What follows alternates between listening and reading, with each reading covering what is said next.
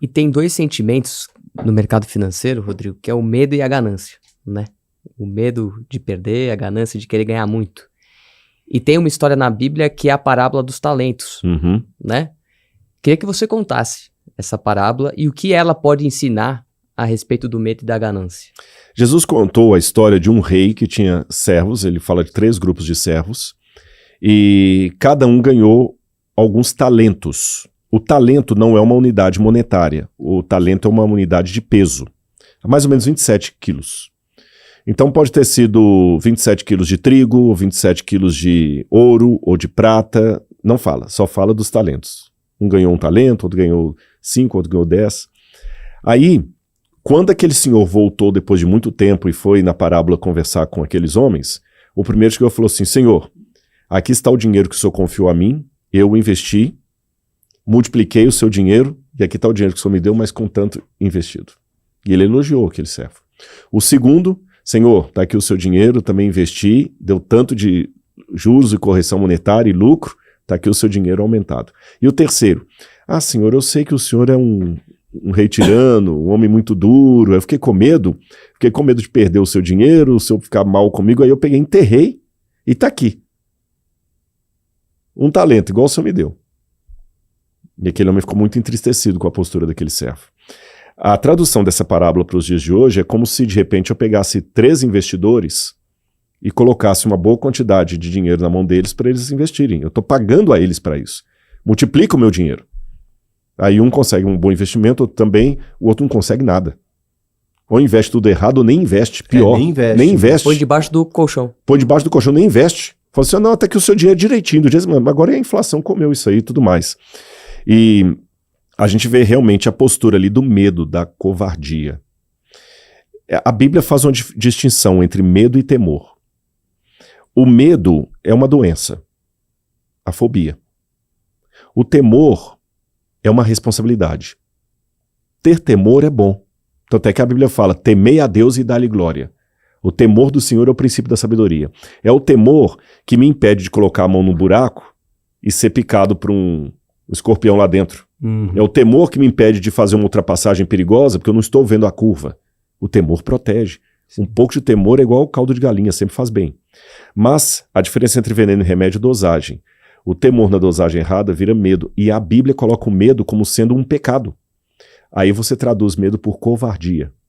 Tanto é que a Bíblia fala que no céu não entrarão os cães, nem os covardes, nem os assassinos, nem os idólatras. Olha que interessante, quando a Bíblia coloca a lista dos que não entraram no céu, os assassinos, os idólatras, coloca os covardes na lista. Então é pecado ter medo? Se o medo for um medo ético, sim. E quando é que eu sei uma coisa ou outra? Quando você, às vezes, para segurar, se proteger, você se vende por uma coisa errada. É o que vocês falaram, a dificuldade que muita gente tem de ser honesto. Ah, todo mundo faz isso, por que eu não vou fazer também? Aí ele tem um medo de covardia, um medo que tem implicações éticas, um medo que pode trazer grandes consequências ruins para ele. Então a Bíblia apresenta exemplos disso. Posso dar para vocês, já que a gente falou de gente que deu certo e que não deu.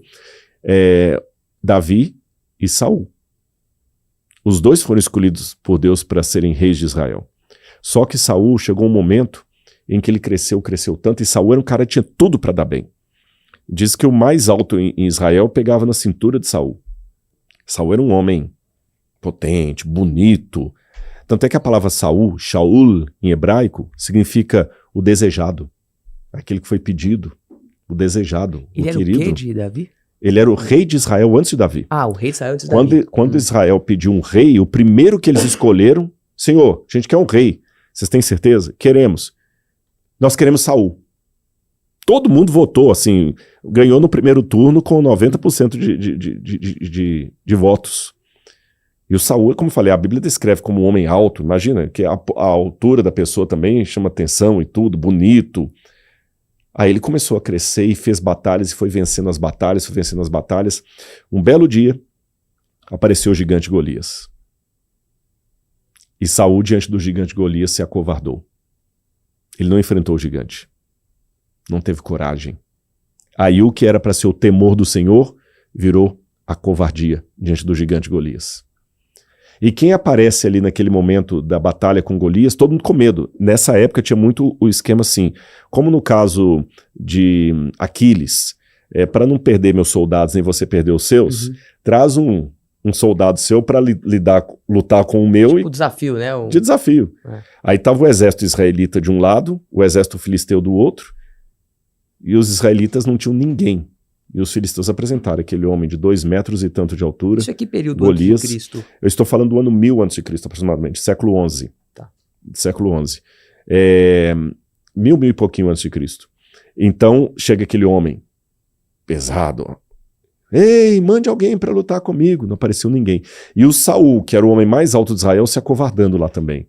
Não cumpriu o papel dele como líder, como exemplo. Isso é muito forte. Quando o líder é o primeiro a pular como se fosse um rato saindo do navio, aí vem o jovem Davi. Davi devia ter uns 13 anos de idade, talvez. 12, 13 anos. E quando Davi chega, o que é esse alvoroço todo? O gigante Golias. Gente, mas vocês esqueceram da promessa de Deus, questão da identidade. Vocês esqueceram quem nós somos? O Deus, ele está ofendendo o nosso Deus. Eu vou lutar com ele. Tanto é que Davi era tão simples que colocaram a armadura de Saul nele e estava pesado demais, não deu certo. Aí vocês conhecem a história, o Davi pegou as 5 pedrinhas e com um estilingue bateu na testa do gigante Golias, ele cai, Davi pega a espada de Golias e corta a cabeça de Golias. Olha que interessante. Davi fez aquilo que os outros maiores estavam com medo. Olha como é que o medo paralisa, não é? E o Davi fez, ele foi lá, ele foi, enfrentou o gigante. E ele mata o Golias com a própria espada de Golias. Isso é uma coisa interessante. Às vezes nós temos... coragem é agir com o coração, né? Agir com o coração, coragem, exatamente. Tem uma história uma vez que eu vi um pastor amigo meu chamado Alejandro Bullion. Ele contou uma história muito interessante. Ele é peruano, e os peruanos de cultura indígena, né, são muito frios, assim. O peruano é aquele tipo de pessoa que você pode bater nele, você pode fazer qualquer coisa, ele aguenta, o peruano aguenta. E um dia ele falou que, olha, eu aprendi a ser muito frio com a dor, com o problema, e realmente é uma história de resiliência do pastor Bullion que admirável a história dele, mereceria um livro que não foi escrito ainda. E ele contou que ele sempre foi assim, e ele até brincou na palestra dele falando, olha, se você tiver um segredo comigo, pode ficar tranquilo. Podem me torturar, podem ameaçar minha mulher e meus filhos, podem fazer o que quiser, eu não vou entregar o seu segredo. Pode me bater, eu não entrego. Porque eu sou duro, eu sou índio, eu sou peruano. A cultura incaica. Ok. Agora, só que se jogar um sapo no meu colo, continuou ele. Eu conto até o que não aconteceu.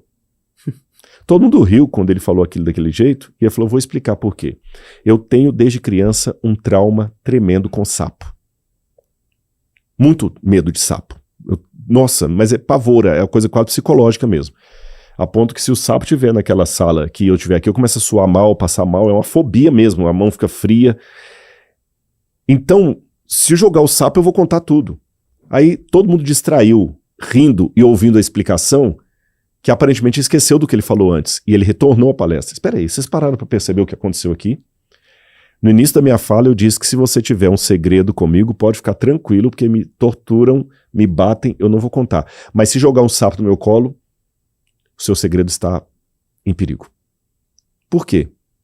Porque na primeira situação eu estou tranquilo, na segunda eu estou com medo. Viram como é perigoso um homem com medo? Um homem com medo entrega os seus amigos. Um homem com medo mente. Um homem com medo faz coisas.